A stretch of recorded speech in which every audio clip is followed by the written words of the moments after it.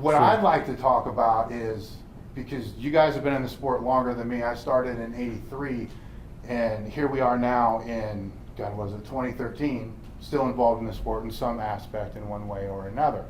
What are the things since the time you started until now that are still good? Because I think people forget, and they, you know what I'm saying, they're so concerned with all this other stuff. What are the things that are still great about the sport that makes it what it actually is? The lifters. Yeah.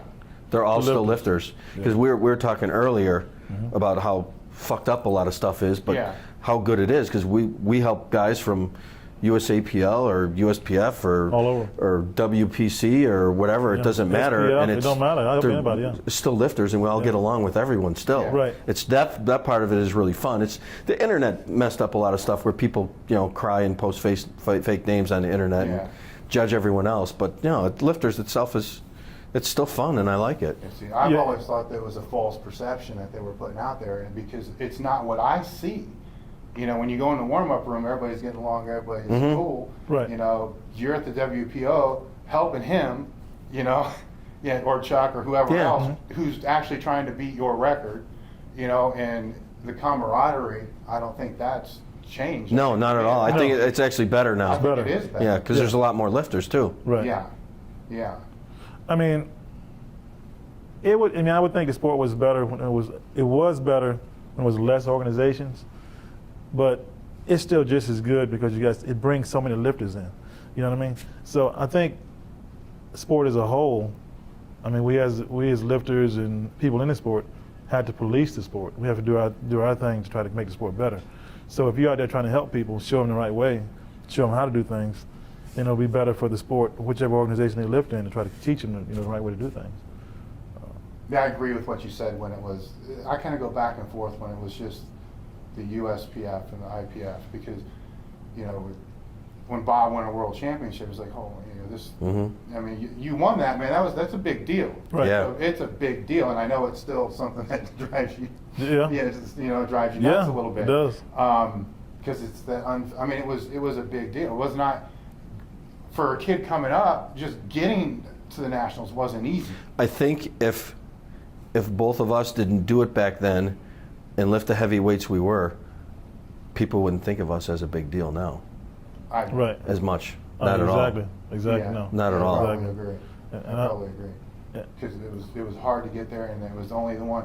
But it kind of needs to. And I don't want to bring up the crap that all went on. There was a lot of bad stuff associated with it only being one. Oh yeah. I think it was really. Right. So I think a lot of times people, when they talk about that, they kind of live in fantasy land. We're looking at the part that was good, but there's reasons why. Things had to split. That was really. Oh yeah. They don't need to be brought up. Yeah, it's time. Right. People need to. Yeah. It's a divorce. Exactly. Sometimes you get, for the greater good of the kids, which would be all the lifters, there should be another federation, and that's fine. It had to happen. Yeah. That's fine. I think there's too many now, but for the most part, you could get away with 3. 3 would be good, and then everyone has a place to do their own thing and have fun. It's got to be fun. Yeah, it's got to be. That's fun. what people forget is if it's not fun, then you're just a miserable SOB. I don't like it's horrible. Exactly. I don't like because it's so spread out, so many organizations where you can't bring the competition together. I like to see the best guys, the best women, best men and women competing. At least on a fewer platforms where you're getting more competition that way. Nowadays it's so spread out. it was already hard enough. Yeah. I think time it kind of goes in ways that will come back through. Right.